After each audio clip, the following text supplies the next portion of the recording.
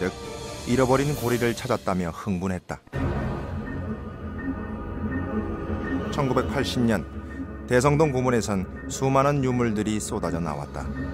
그중 대부분은 뜻밖에도 북방계 유물이었다. 그래서 부여로 확정할 수 있는 것은 마침 동복이라는 북방 이제 유목민족들이 쓰는 청동솥의 특징으로 봐서 동복, 이것은 기마족이 초원 생활을 하며 사용하던 이동식 가마솥이다.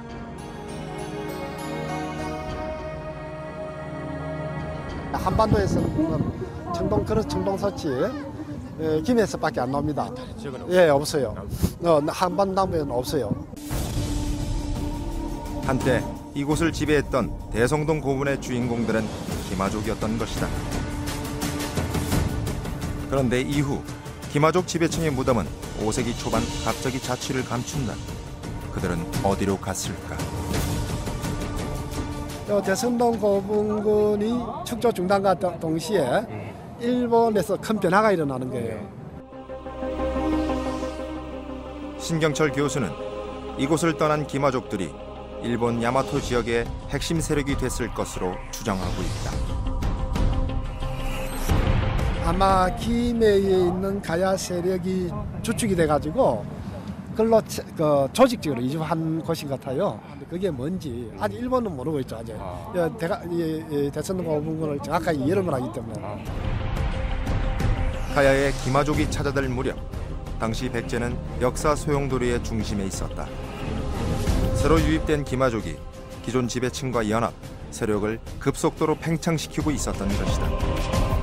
중심 인물은 근초고왕.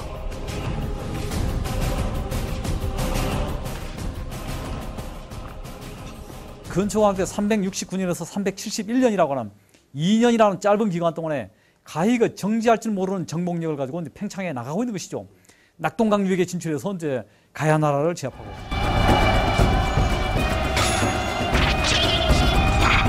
영산강 유역에 진출해서 만의 이제 잔여 세력을 제압을 하고, 그리고 이제 고구려하고의 이제 전쟁에서 연전전승을 이제 거두고 있는 것이죠. 그들은 급기야 고구려의 고국 권한까지 전사시킨다. 그렇다면 왜 백제는 이토록 갑자기 강성해질 수 있었던 것일까? 이러한 그 힘이라고 하는 것은 단순한 이제 계기적인 발전으로 볼 수 없는 것이고, 어떤 그 외적인 수혈에 의해서 백제가 급성장했다, 이렇게 보는 것이 이제 정직한 이제 해석이 아니겠는가, 이런 생각을 하게 되고, 그렇다고 한다면 그러한 세력에 의한 왕실 교체가 근초고왕 때 이제 이루어졌을 개연성이 상당히 높다, 이런 판단을 하게 된다는 것이죠. 외부로부터의 수혈이라면 그들은 누구였을까? 무서운 정복력과 세련된 전투 기술, 그리고 거침없이 세력을 넓혀나가는 기동성. 그들은 어디로부터 온 것일까?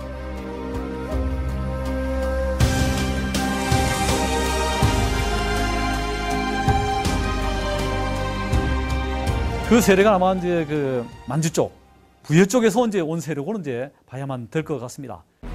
우리는 벌써 세 번째 부여라는 말을 들었다. 東北アジアのツングースの系統の民族が朝鮮半島を経由してそれで日本にやってきたというふうにするんですけど 지배계층의 주체가 아마 그 부여인 게 확실한 것 같아요. 그 세력은 아마 이제 그 만주 쪽, 부여 쪽에서 이제 온 세력으로 이제 봐야만 될 것 같습니다.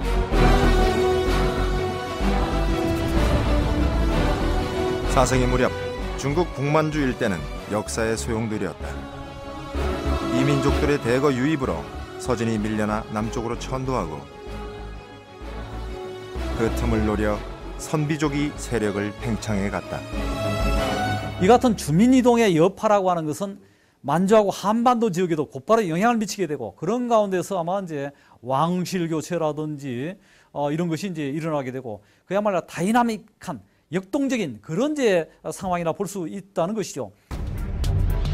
가마솥이 끓는 것처럼 역동적인 상황이었을 것이다. 그러나 역사서는 그것을 고스란히 담아내지 못했고 기존의 역사에 짜맞춰 버렸다. 아직 검증되진 않았지만 우리는 여기서 흥미로운 한 가지 가설과 만났다.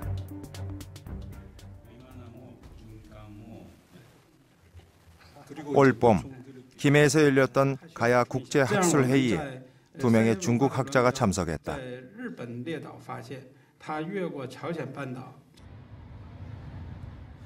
중국 조양시 근처에서 발견된 라마동 유적을 발굴했던 전리권 소장과 주홍 교수. 이들은 부여에서 발굴된 기마 유물에 대해 특별한 관심을 갖고 있었다. 喇嘛洞墓地是1988年的时候，征集了一批资料，出土于这个喇嘛洞，所以当时这批资料，我们认这批资料属于三原文化的，所以我们就认为这是属于三原文化是木永显碑，所以就可能是木永显碑。但是后来经过发掘整理，我们觉得这个墓地啊，它的主体人群不是木永显碑。 라마동 고분은 요동만으로 흘러드는 대릉하강 상류에 있는 의무려산과 조양시 사이에 있다. 예로부터 땅이 넓고 기름지며 물이 풍부해 민족 간 영토 대립이 치열했던 곳. 하지만 4세기 당시 모용 선비족이 지배했다고 여겨지던 곳이다. 不是木永显碑呢？是谁呢？根据文献记，当时木永显碑从辽东北那一带裸过来很多扶余人，所以我们就初步推定它是扶余人的墓地，主体是扶余人，这里不排除也有木永显碑人或者有其他的人。 실체를 인정했으면서도 정확한 근거지를 확인하지 못했던 나라. 정말 이 폐허의 초원에 그 강성했던 부여국이 있었던 것일까? 那没有扶余国，那附近没有扶余人，那没有。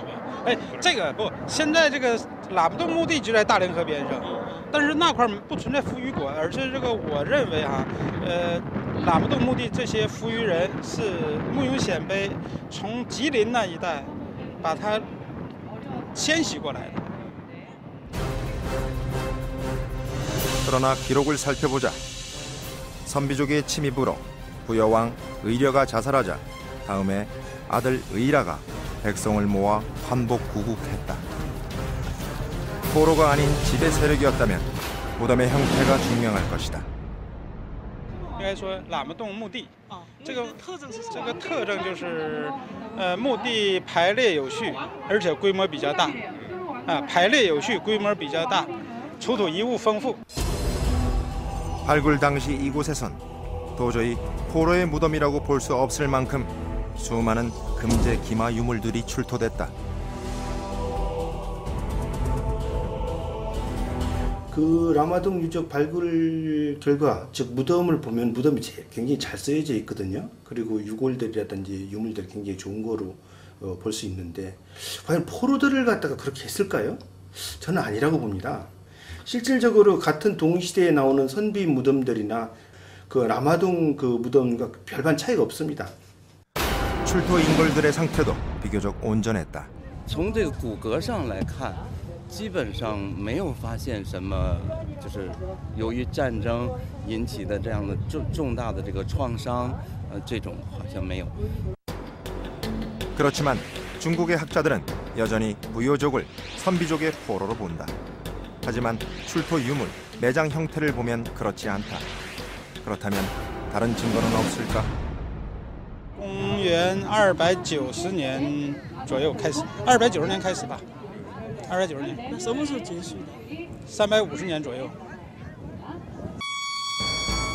이는 문헌에 등장하는 부여국 활동 시기와도 일치한다.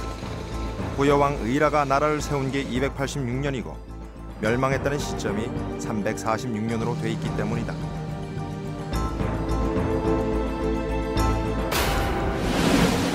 부여국의 위치도 여러 사서에 기록돼 있다.